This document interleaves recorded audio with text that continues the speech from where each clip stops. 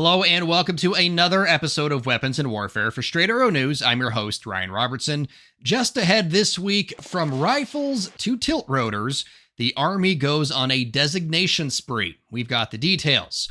Plus, the Mortar gets a glow-up. We check out the Scorpion Light mobile mortar system in our Weapon of the Week.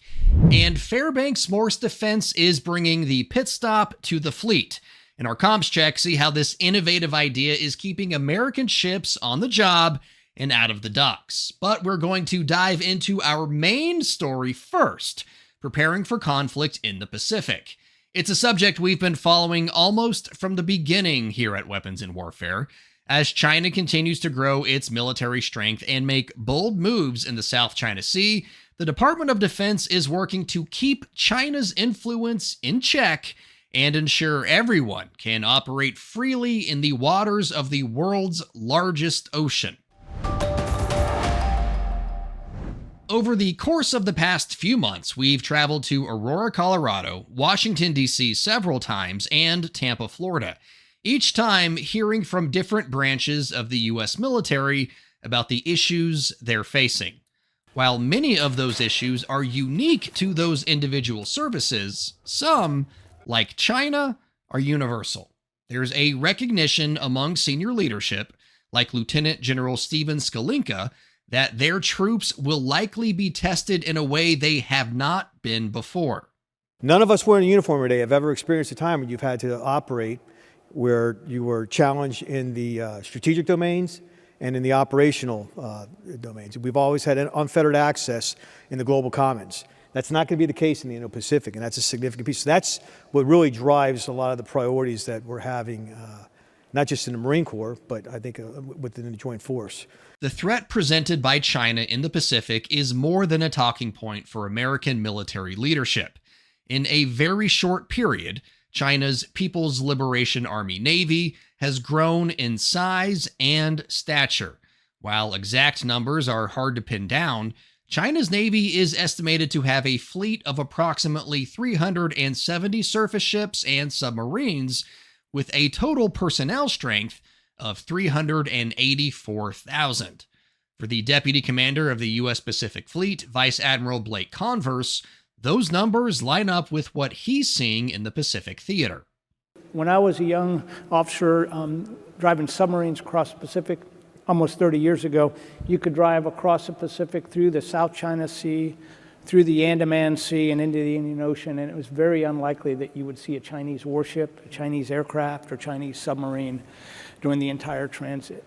Today, on any given day, on our common operating picture, there will be over 100 Chinese warships, submarines, and auxiliaries operating in the Indo-Pacific waters. One of the reasons why the Pacific Theater presents such a unique challenge is the size of it all, something Vice Admiral Andrew Tiongson acknowledged at Sea Airspace 2025. I think you talked about the AOR that I'm responsible for right now, and it is vast.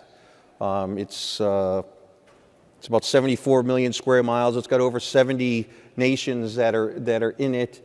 I always talk about it from polar bears to penguins, from Hollywood to Bollywood, and a little bit more to the east coast of Africa. So it's pretty wide. Perhaps surprisingly, one place where the joint forces are looking for possible solutions is the Middle East, where the U.S. is fending off threats by the Iranian-backed Houthis with troops stationed at sea and on land. Something General Kevin Schneider, Commander Pacific Air Forces, spoke about at this year's AFA Warfare Symposium. We're continuing to find ways, taking those lessons from base defense to be able to go, all right, what do each of the components bring to the fight, and recognize, at least in the Indo-Pacific, the Air Force and the Army are probably going to power project from land. We're probably going to power project from similar locations. So are there capabilities that they have in their formations? Are there capabilities we have in our formations that we can build on this? And that's incumbent upon having a command and control system that allows systems and capabilities to plug into that quickly. That inter-service capability is something now retired Army General and former commander of the U.S. Army Pacific, Charles Flynn, talked about last October at AUSA.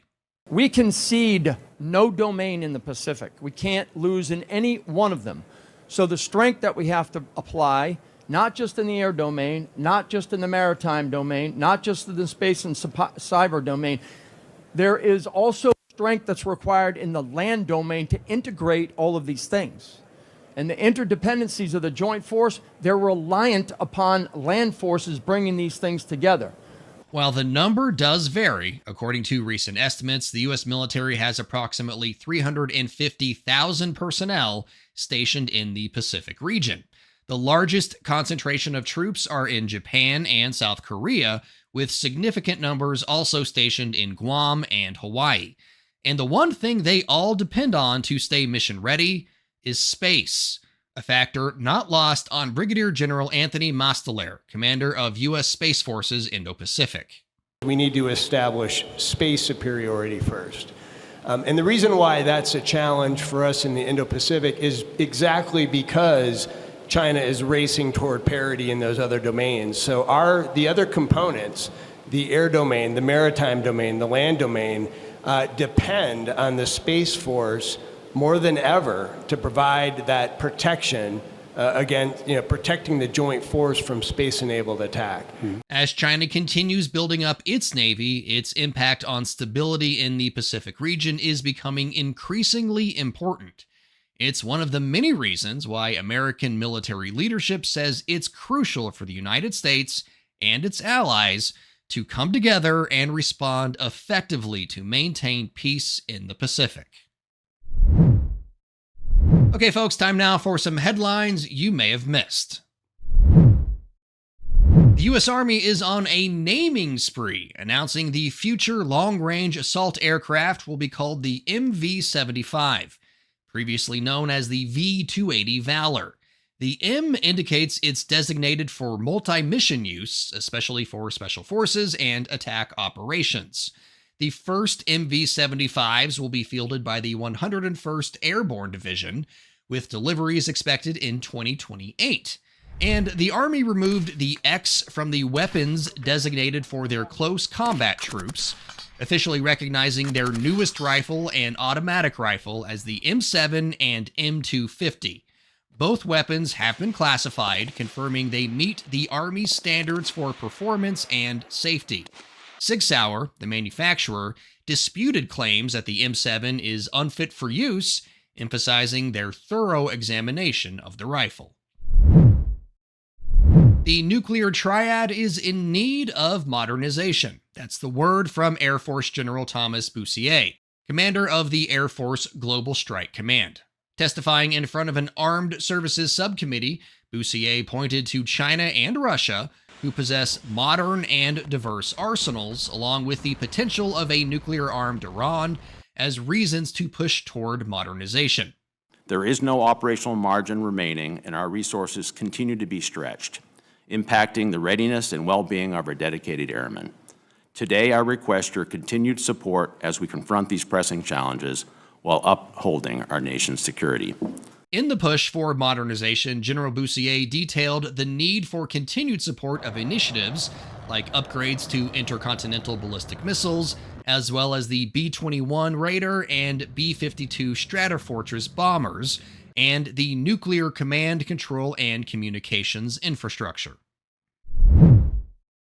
According to multiple reports, North Korea made at least 4 arrests as a result of their investigation into the failed launch of its second naval destroyer, which Kim Jong-un blamed on criminal negligence. The 5,000-ton warship was damaged when a transport cradle detached, leaving it mostly submerged. State media reported the damage is repairable, noting scratches and some seawater in the stern, but denied claims of holes in the hull. According to North Korea's state-run news agency KCNA, the deputy director of the ruling Workers' Party's munitions industry department was largely accountable for the serious accident. Ri Hyong-sun was one of 4 individuals arrested following the incident. The damaged ship is believed to be in the same class as North Korea's first destroyer, recently unveiled and claimed to carry nuclear weapons. Analysts consider it the North's largest and most advanced warship, likely built with Russian assistance.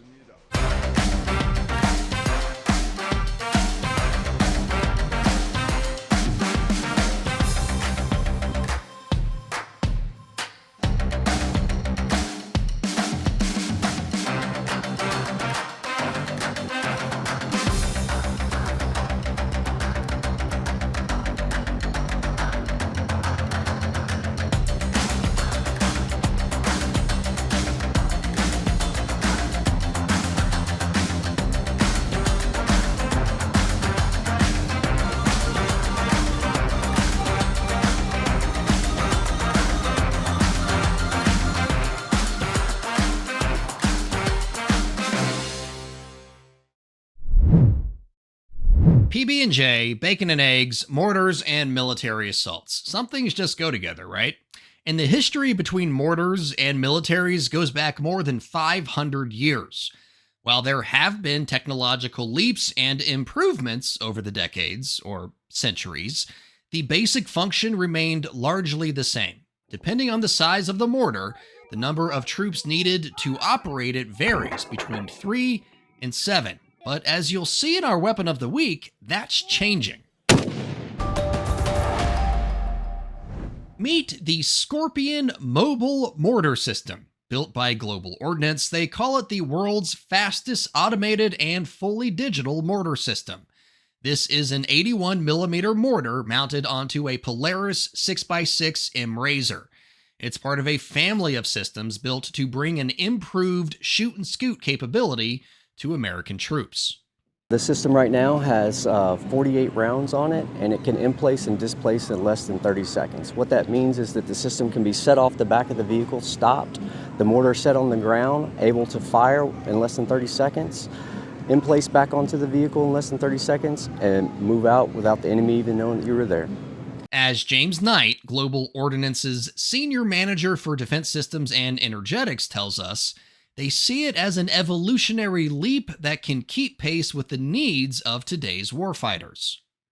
Traditional mortars have a spaded base plate which actually digs into the ground. Those spades are there to stabilize the system and take the shock recoil profile and push it into the ground. This system has a revolutionary style base plate, which is a non-seating base plate, so it's able to fire from concrete and all different surfaces and terrains. There's no other base plate like it in the world, and we feel like it helps the system be able to employ in any environment.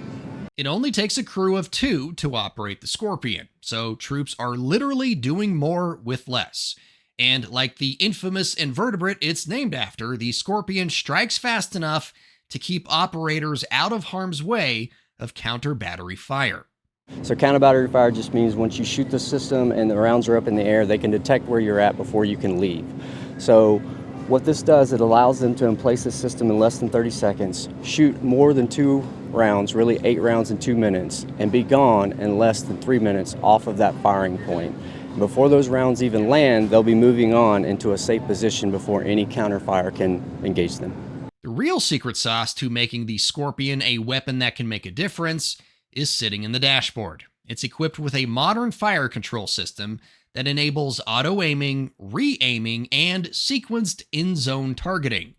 Users can select up to 1,000 pre-mission targets or add new ones on the fly using an interactive map that seamlessly integrates data from forward observers, headquarters, or drones. And oh yeah, it's highly adaptable.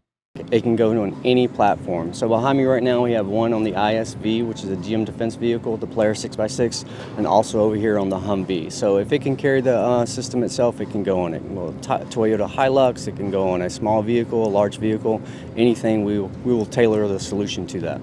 While the DoD has not yet inked a deal for the Scorpion system, several entities have, including Saudi Arabia, which took delivery of 100 Alacron units, a variant of the Scorpion, mounted on Toyota Land Cruisers, and Ukraine operates 8 of the mortar systems integrated into the rear of Bars 8 4x4 APCs. It's a problem we've covered at length here at Weapons and Warfare. The U.S. Navy is really up against some tough challenges when it comes to keeping its fleet in top shape.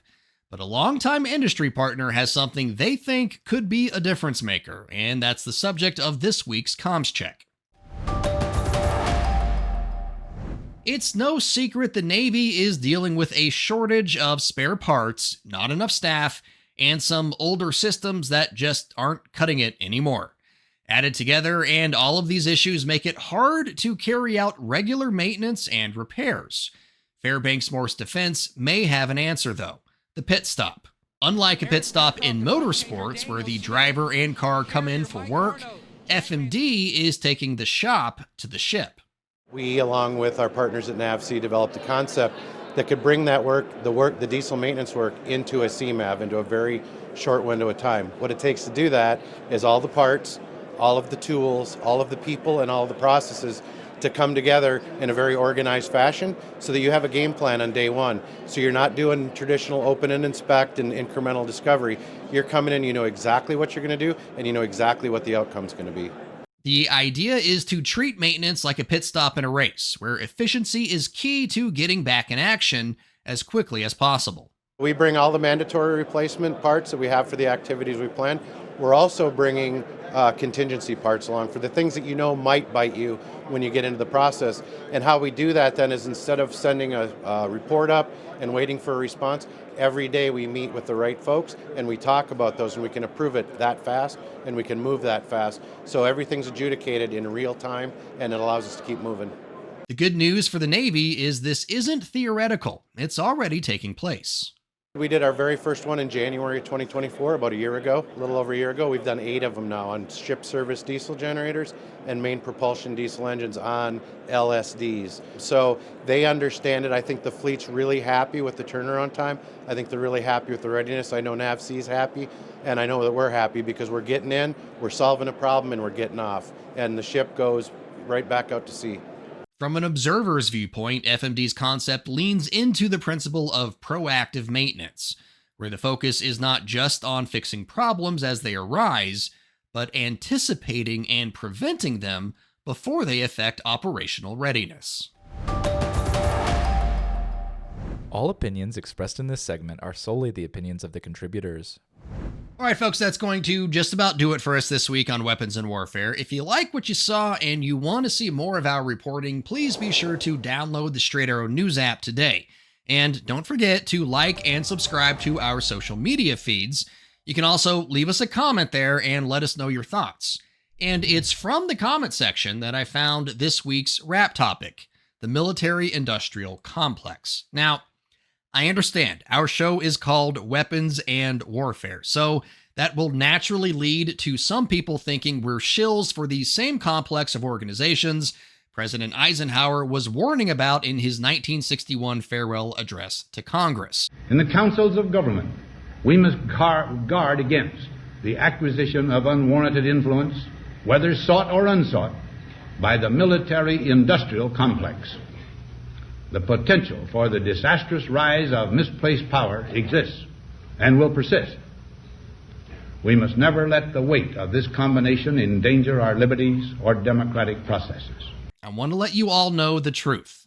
The military-industrial complex doesn't really exist, at least not in the form of the boogeyman Eisenhower thought it would be, where a select group of rich and powerful military-minded individuals control virtually all aspects of a society. Yes, U.S. defense contractors and high-level military officers wield power and influence, but they aren't exactly shaping government policy in their favor. If the military-industrial complex in the United States were real, the U.S. Navy would not have a problem building ships. The Air Force would not need to decide between upgrading its fighters or its ICBMs, and there certainly would not be worker shortages at so many key points in the production process. You know who does have military-industrial complexes? Russia, yes, and China, absolutely. 2 of the United States' biggest adversaries. Russia's economy is so dependent on war right now, Putin cannot afford to stop the fighting. That's why President Trump accused the despot of playing with fire.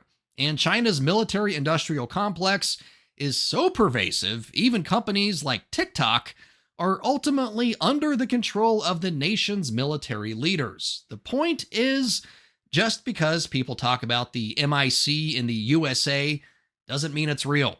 As is often the case, the truth is more layered and nuanced. For senior producer Brett Baker, video editor Brian Spencer, and graphics artist Dakota Patillo, I'm Ryan Robertson with Straight Arrow News, signing off.